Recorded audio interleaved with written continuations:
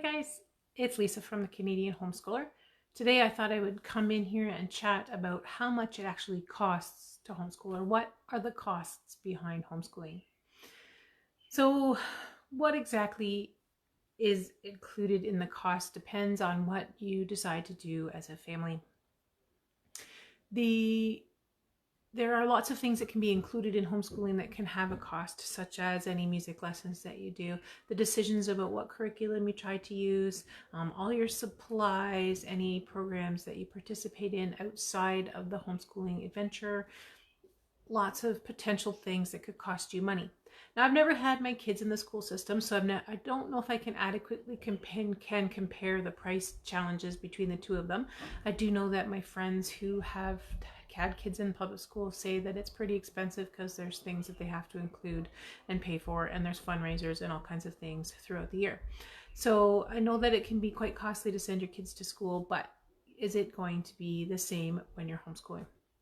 The main obvious expense for homeschooling is curriculum choices. So if you would like to have the convenience of an all-in-one package that kind of shows up with here's what this company's decided that is good for grade 3 or grade 5, for example. I'm going to use grade 5 as an example. Then you're going to find that the all-in-one kits that are available are more expensive. So just to compare a few different prices of what different companies charge. So, sorry, just a minute.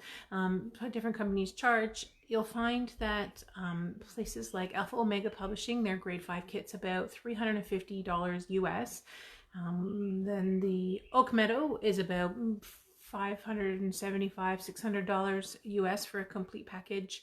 Sunlight is close to $865, and Timberdoodle is around $1,000 US. All those are US companies that provide homeschool curriculum.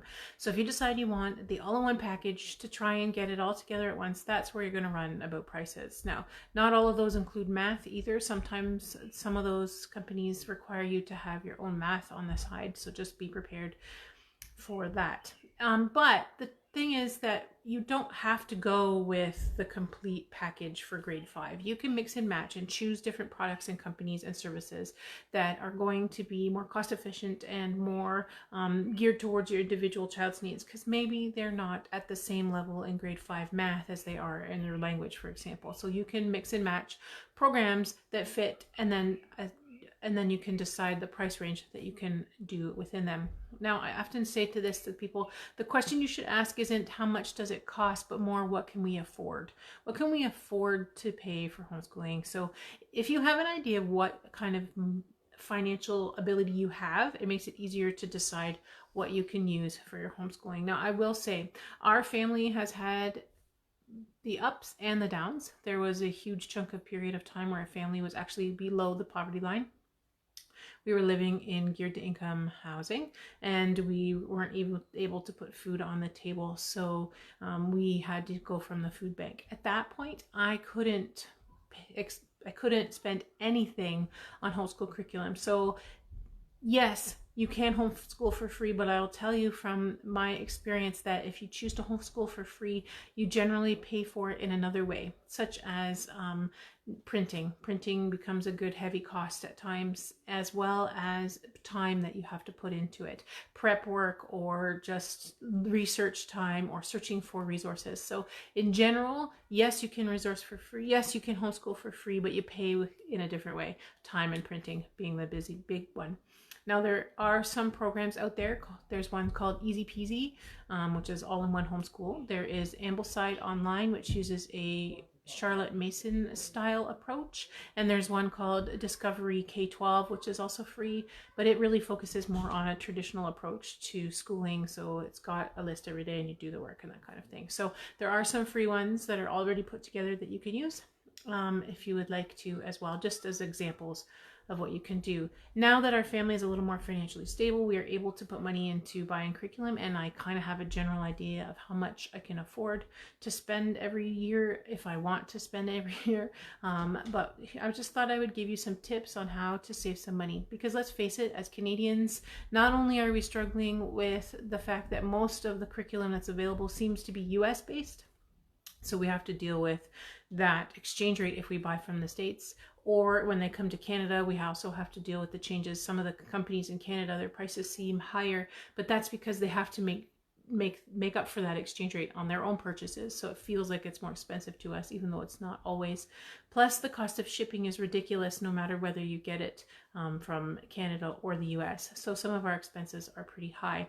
So some tips I have for making it cheaper for you are to buy used. There are lots of used curriculum places that you can buy, particularly on Facebook. There's several different groups. Look for one that's in your local area, look for one that's in your provincial area, and look for one that's nationwide. We have one called Homeschool Swap Canada. It's a chat group and a swap group that you can join in, that you can post things and find things from across Canada as well.